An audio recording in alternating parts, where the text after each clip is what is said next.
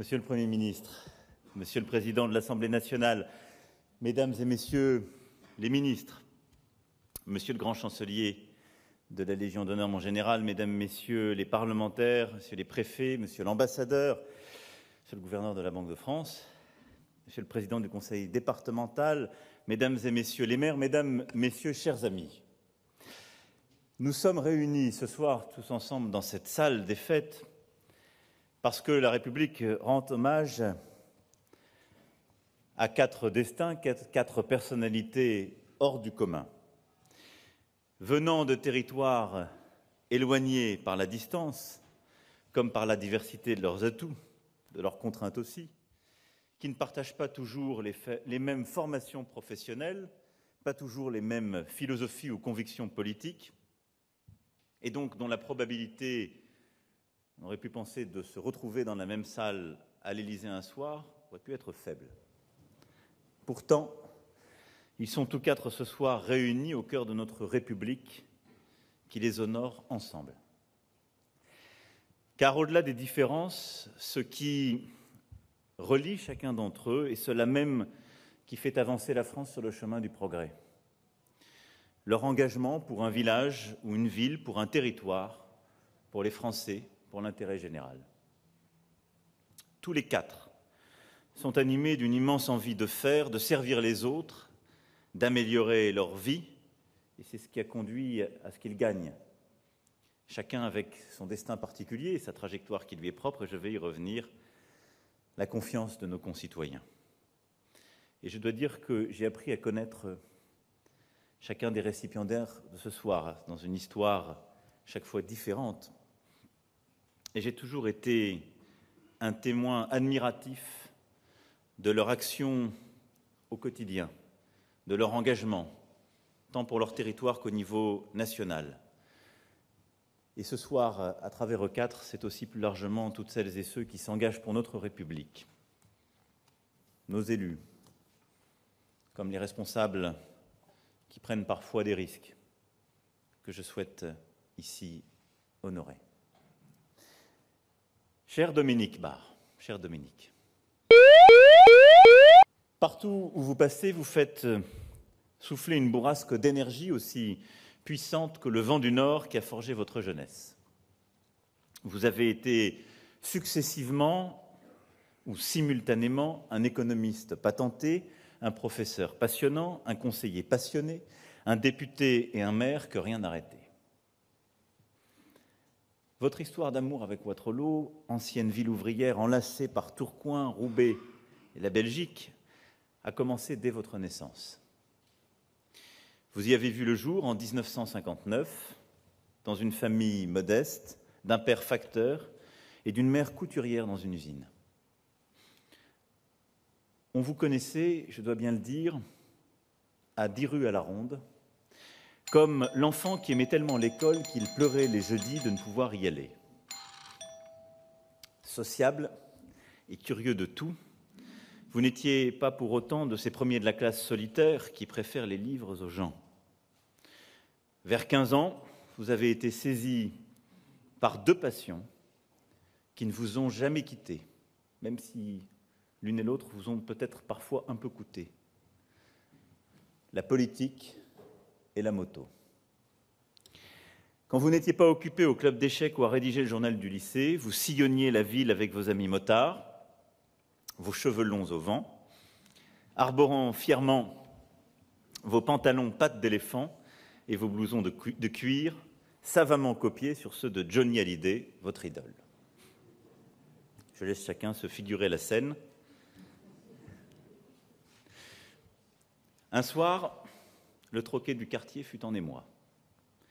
Monsieur Barre père, qui venait toujours à la fin de sa tournée de facteur, y annonçait triomphalement à qui voulait l'entendre que son fils venait d'être admis à Sciences Po Paris, juste après sa maîtrise d'économie à Lille. Il en avait les larmes aux yeux. Ses interlocuteurs n'étaient pas loin d'être gagnés par la même fierté de savoir un enfant du pays si brillant. Mais Paris n'a jamais su voler votre cœur. il était tout donné à Wattrelos, la belle ouvrière au teint de briques rouges, frangée de cheminées d'usine. Et le fils prodige est aussi devenu le fils prodigue, revenant vite sur ses terres, parmi les siens, dès les études finies, pour travailler à la Banque de France, déjà, messieurs les gouverneurs, à Arras, puis à Roubaix, tout en devenant conseiller municipal de Wattrelos dès 1983. Les années passent. Au début des années 90, la Banque de France s'est vue privée de vos services durant 3 ans par la chose publique. Le cabinet du Premier ministre Édith Cresson, puis du ministre de la fonction publique et des réformes administratives, Michel Dalbar, un autre homme de la région ayant eu le flair de s'accaparer votre expertise en macroéconomie. Vous avez également conseillé Pierre Mauroy, lorsqu'il était premier secrétaire du Parti socialiste, une des figures politiques qui, je crois pouvoir le dire, vous a le plus marqué, que vous avez le plus admiré, avec celle de François Mitterrand. Loin de vous échauder, ces expériences ont confirmé votre appétence pour la politique et pour cette belle idée qu'est le socialisme. En 1997, vous abandonnez à nouveau la Banque de France et troquez votre fauteuil de banquier pour les banquettes de velours rouge de l'Assemblée nationale. Vous devenez député PS du Nord. Durant vos 3 mandats parlementaires, vos compétences économiques ont été pleinement utilisées au sein de la Commission des finances ou encore lors de missions d'études comme celle pour la simplification administrative pour les PME que vous avez confiée alors le Premier ministre. Votre présence et votre implication vous ont valu le titre de meilleur député au nord de Paris dans le classement d'un grand magazine économique. J'ai pu moi-même constater, dans une vie antérieure, l'engagement, le savoir-faire, la compétence du député que vous étiez sur chacun des sujets fiscaux ou économiques, mais plus largement sur tout ce qui fait le quotidien de l'Assemblée nationale. Et pourtant, dès 2000, vous portiez sur les épaules une magnifique et lourde responsabilité supplémentaire, celle, enfin, de la mairie de Wattrelos. Vous avez fait vôtre le combat d'un territoire, de son développement économique. Lorsque vous êtes arrivé à la mairie, les dernières industries de brasserie, de peignage, filage, tissage textile mettaient la clé sous la porte. Les friches et les panneaux bail à céder colonisaient le paysage. Face à la désindustrialisation de la région, à la fuite de la population, vous n'avez pas baissé les bras. Vous avez refusé justement la fatalité des événements. Et vous avez, comme quelques autres élus de cette région, mis toute votre énergie pour justement conjurer cette fatalité.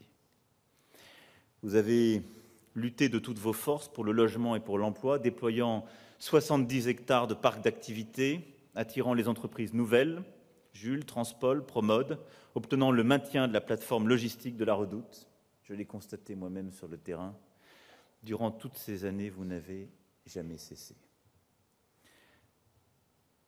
À côté de ce volontarisme économique et industriel, vous avez aussi toujours eu l'exigence de solidarité chevillée au corps. Vous avez modernisé l'hôpital et la maison de retraite, qui se sont également vus adjoindre un institut médico-éducatif. Vous vous êtes engagé pour toutes les générations, des crèches aux écoles jusqu'au foyer logement pour nos aînés. La doyenne de la ville, du haut de ses 105 ans, attend avec impatience le café que vous ne manquerez pas de venir prendre avec elle le jour de son anniversaire, comme chaque année. C'est cela, Dominique Barre, cet engagement et cette bienveillance au quotidien qui fait que vous voir déambuler dans votre ville, c'est avoir la conviction que vous êtes partout chez vous. Et c'est ce qui explique aussi ce choix fait en 2017 de la ville, quelles qu'en soient les difficultés, précisément peut-être à cause des difficultés, et les plus politiques, au cœur même de cette région, qui vous a fait choisir la ville plutôt que l'Assemblée. Vous avez lancé des chantiers d'insertion qui ont permis à plusieurs centaines de personnes de retrouver une place dans la société, dans les espaces verts, les travaux d'entretien. Homme de lien, de contact, vous avez développé les associations locales qui permettent de danser le country aussi bien que de parler ch'ti. Et vous ne manqueriez une assemblée générale pour rien au monde. Et pour fédérer les énergies de la région, vous avez pris la vice-présidence de Lille Métropole. Et à côté de cet engagement, il y a aussi l'Européen. L'Européen convaincu que vous êtes, la frontière belge n'est pas pour vous une barrière mais un pont, une force, un canal d'échange et d'enrichissement. Aussi avez-vous renforcé, raccordé à la Belgique le réseau routier, peut-être aussi par souci d'échange avec le pays d'Hergé et de Franquin, vous, le passionné de bande dessinée dont les murs de la maison sont recouverts de planches. Vous, qui avez enseigné l'économie dans les instituts de sciences politiques et d'administration publique durant une dizaine d'années, vous qui vouez un culte à l'histoire et vous passionnez pour Napoléon, avez un sens profond de la transmission. Et les enjeux d'éducation sont sans doute parmi les plus importants dans votre engagement de maire. Parmi les 32 établissements scolaires de la commune, il n'en est pas un qui n'ait été rénové ou reconstruit par vos soins. Votre première réserve parlementaire, oui, Monsieur le Président de l'Assemblée nationale, à l'époque cela existait, a servi à équiper les écoles d'ordinateurs, auxquels s'ajoutent progressivement des tablettes. Les écoliers voient intervenir dans leurs cours des artistes, des animateurs sportifs, des professeurs du conservatoire de musique. Il fait bon être un enfant à Waterloo. On peut même s'engager en politique grâce au Conseil municipal des enfants que vous avez créé en 2005. Vous veillez également aux enjeux de sécurité par la défense du budget du commissariat de police, le développement de la vidéoprotection de la ville, faisant honneur à votre grade de colonel de réserve de la gendarmerie. En vous, Waterloo a trouvé un colonel, en effet, et s'est engouffré dans le sillage d'espoir que vous tracez, galvanisé par votre devise « Y croire toujours et renoncer jamais ». Tous les grands soldats ont néanmoins une blessure. La vôtre vous a foudroyé un jour de juin 2015, lorsque vous avez été renversé à moto par un chauffard, accident qui vous a coûté une jambe et presque la vie. Plusieurs se souviennent, dans cette salle, des heures d'angoisse, des jours à attendre des nouvelles et du combat que vous avez, durant toutes ces semaines et ces mois, livré avec un courage infini. Avec une incroyable force de résilience, vous avez réussi à puiser dans cette épreuve douloureuse une espérance.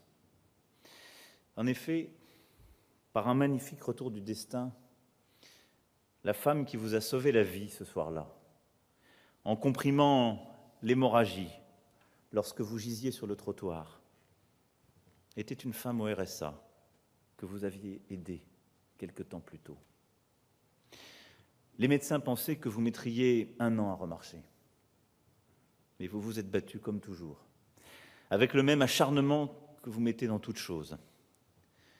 Quelques jours après, vous dirigiez déjà la mairie par coup de fil interposé depuis votre lit d'hôpital. 3 mois plus tard, vous étiez debout, tôt revenu, à la mairie comme à l'Assemblée. Et je me souviens d'une rentrée parlementaire, dès les premiers jours de septembre, où vous étiez bien là, reparti à l'assaut. L'émotion a été grande parmi les habitants de Waterloo, car vous appartenez un peu à chacun d'entre eux. Je dois bien le dire. Et cela a sans doute encore renforcé les liens dès ce moment. Et oui, votre compétence, votre empathie, votre cordialité vous ont gagné tous les cœurs.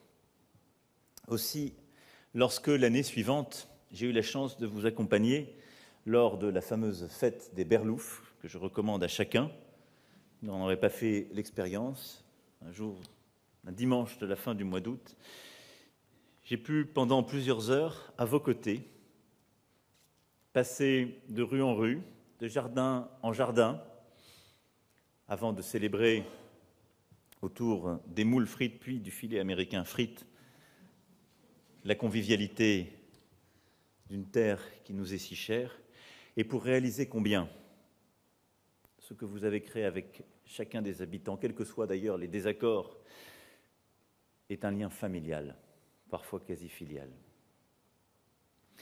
Vous êtes un parfait représentant de cette chaleur légendaire des gens du Nord.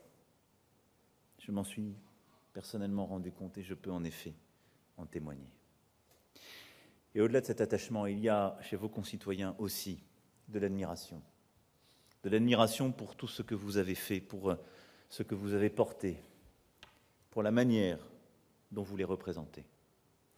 Ne transigeant jamais sur vos convictions et les valeurs qui sont les vôtres. Ne cédant à aucune facilité dans une terre où il eût été si facile de se laisser flatter par les extrêmes ou quelques populismes.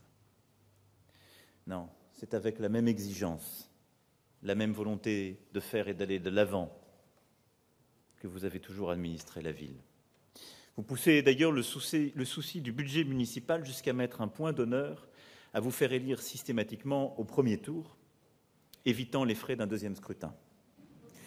Votre record personnel, à 69% des voix en 2008, témoigne d'ailleurs de votre capacité à dépasser les clivages politiques. On entend, quand on se promène avec Monsieur le maire, cette phrase de manière récurrente « Je ne suis pas de gauche, mais je suis pour Barre ». Vos 20 ans d'engagement ont porté des fruits manifestes. Et l'imperceptible reprise démographique de l'année dernière, alors que depuis 1975, la ville avait perdu 2000 habitants au gré de la fermeture de ses usines, semble être une hirondelle du printemps de Waterloo. Le nouveau logo que vous lui avez donné montre une silhouette aux bras levés et au cœur rouge vif, avec ce slogan « Une ville au cœur qui bat ». Cette silhouette, dans la force de son élan, de son dynamisme, vous ressemble. Le cœur battant de Waterloo, c'est vous. Cher Dominique, vous êtes tout à la fois un généreux et un fidèle. Vous avez tout sacrifié à vos engagements, pris tous les risques et jamais compté votre temps. Pour ces 20 ans d'abnégation totale de vous-même pour votre ville, pour la République, pour vos combats, pour cette capacité à incarner un territoire, à faire corps avec lui, à rassembler, au-delà des partis ou des factions, pour tout cela, au nom de la République française, j'ai l'honneur et le bonheur de vous faire officier de la Légion d'honneur.